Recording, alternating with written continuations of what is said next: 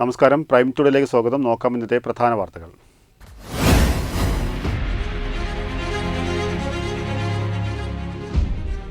Stadium നവീകരിക്കും. 4.25 കോടി രൂപ ചെലവിൽ നിർമ്മാണം തുടങ്ങുമെന്ന് MLA കുറുക്കോളി മൊയ്തീൻ.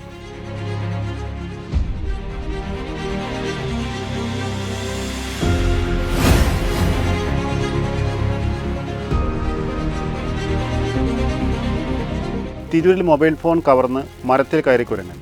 റിങ് ചെയ്തപ്പോൾ കോളും എടുത്തു.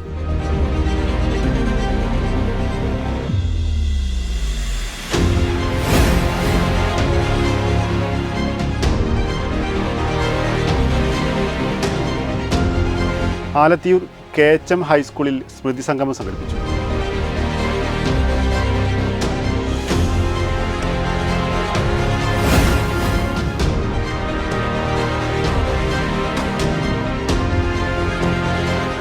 കാഴ്ച പരിമിതർക്ക് വിനോദയാത്ര സംഘടിപ്പിച്ച് ഡോക്ടർ കബീർ മച്ചഞ്ചേരി.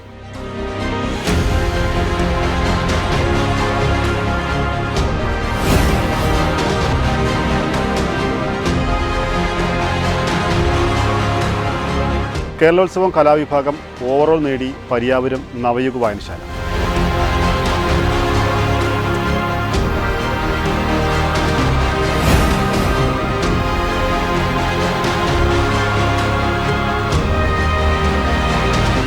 അംഗീകൃത രക്തബാങ്കുകൾ വഴി രക്തം സ്വീകരിക്കണം. DMA.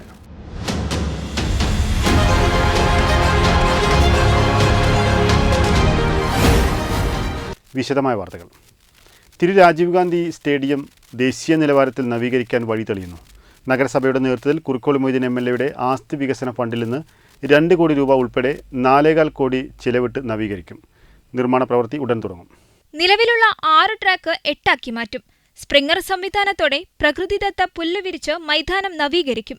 ഇതിന് 1.5 കോടി രൂപയാണ് കണക്കാക്കിയത്. സ്റ്റേഡിയം ഭൂമി സംരക്ഷണത്തിനും ജലലഭ്യതയ്ക്കുള്ള കിണർ ടാങ്ക് സൗകര്യങ്ങൾക്കായി 45 ലക്ഷം രൂപയുണ്ട്.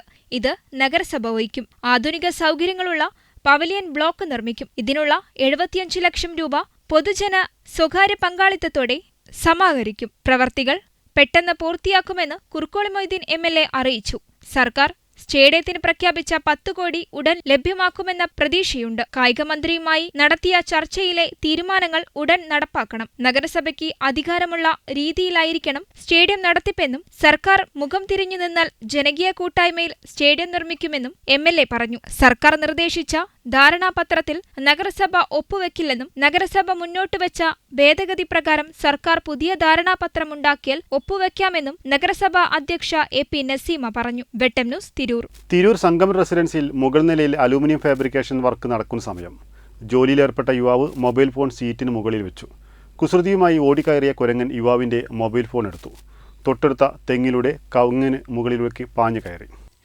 യുവാവ് ബഹളം വെച്ചതോടെ കുരങ്ങൻ ഫോണുമായി കവുങ്ങിൽ കയറി.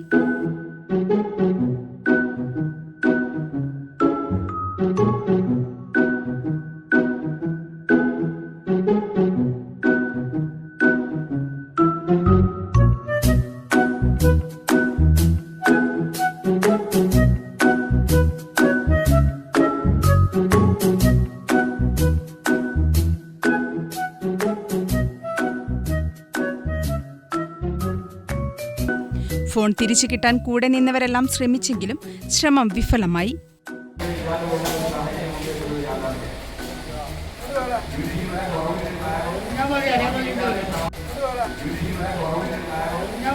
ഇതിനിടയ്ക്ക് ഫോൺ റിങ് ചെയ്തപ്പോൾ കുരങ്ങൻ ബട്ടൺ അമർത്തി ചെവിയിൽ വെക്കുന്നുണ്ടായിരുന്നു.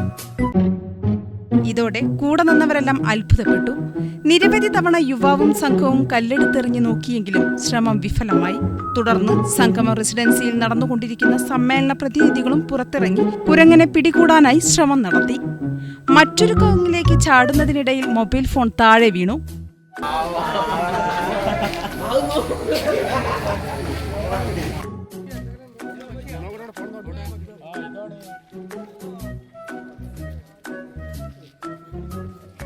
മണിക്കൂറുകൾ നീണ്ട ശ്രമങ്ങൾക്കൊടുവിൽ മൊബൈൽ ഫോൺ തിരിച്ചു കിട്ടിയ സന്തോഷത്തോടെ യുവാവും സുഹൃത്തുക്കളും മടങ്ങി.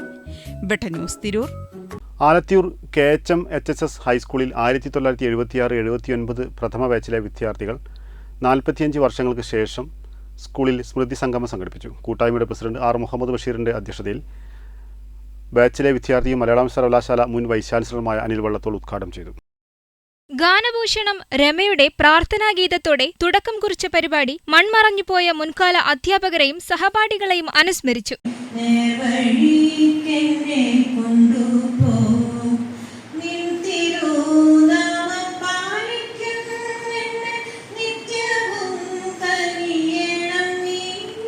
പരിപാടികൾ ആരംഭിക്കുന്നതിന് മുമ്പ് പഴയ വിദ്യാർത്ഥികൾ തങ്ങൾ പഠിച്ച ക്ലാസ് മുറികളിൽ ഇരുന്ന് ഓർമ്മകൾ അയവിറക്കാനും ഇടം കണ്ടെത്തി. ഗോപാലകൃഷ്ണപിള്ള ഉൾപ്പെടെയുള്ള മുൻകാല അധ്യാപകരുടെ സാന്നിധ്യവും വാക്കുകളും ഏറെ പ്രചോദനാത്മകമായിരുന്നു. കൂട്ടായ്മയുടെ വിജയത്തിനായി മികച്ച പ്രവർത്തനങ്ങൾ നടത്തിയ വിദ്യാർത്ഥികളെ ഗോപാലകൃഷ്ണപിള്ള ഉപഹാരങ്ങൾ നൽകി അഭിനന്ദിച്ചു. കൂട്ടായ്മയിലെ അംഗങ്ങൾ അധ്യാപകരെ പൊന്നാടയണിയിച്ചും ഉപഹാരങ്ങൾ നൽകിയും ആദരിച്ചു.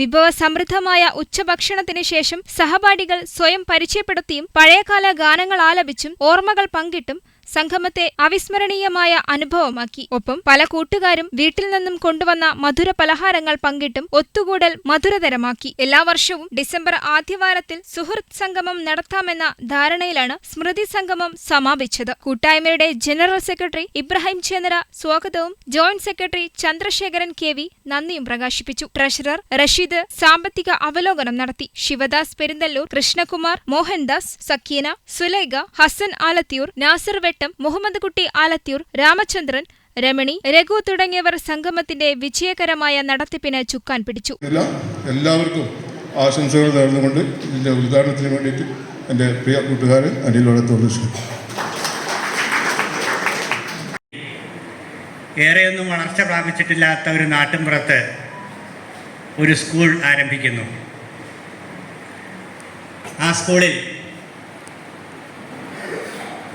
അക്കൊല്ലം 7ാം ക്ലാസ് പാസ്സായ തൊട്ടടുത്തുള്ള വിദ്യാലയങ്ങളിൽ നിന്നുള്ള ഒരുപാട് പേര്, ഏകദേശം 200ഓളം പേര് ഉൾപ്പെടുന്ന ഒരു സംഘം.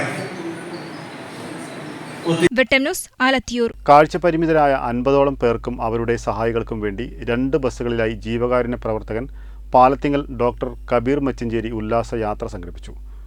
പുറം കാഴ്ചകൾ കണ്ട് ആസ്വദിക്കാൻ കഴിയില്ലെങ്കിലും ഉൾക്കാഴ്ച കൊണ്ട് മതിവരോളം ആസ്വദിച്ചും ആനന്ദ നൃത്തം വെച്ചും കാഴ്ചപരിമിതരുടെ ഉല്ലാസയാത്ര വേറിട്ട അനുഭവമായി.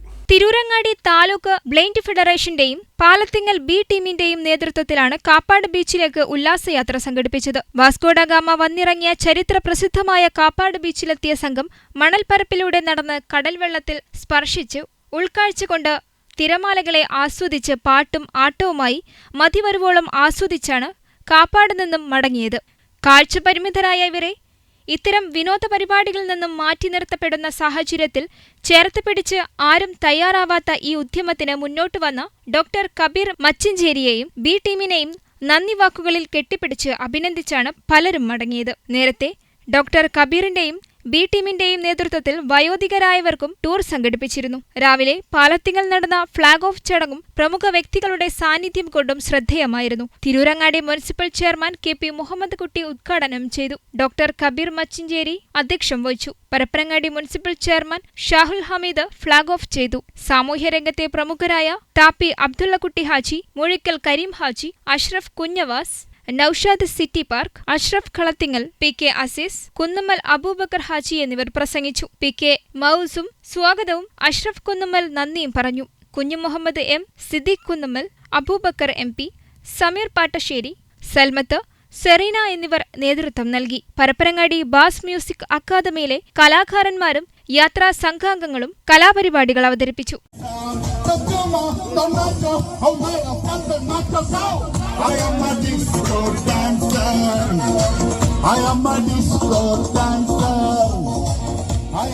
വെട്ടം ന്യൂസ് പരപ്പനങ്ങാടി. വെട്ടം പഞ്ചായത്ത് കേരളോത്സവത്തിൽ കലാവിഭാഗം ഓവറോൾ ചാമ്പ്യൻഷിപ്പ് പരിയാപുരം നവയുഗ വായനശാല കരസ്ഥമാക്കി.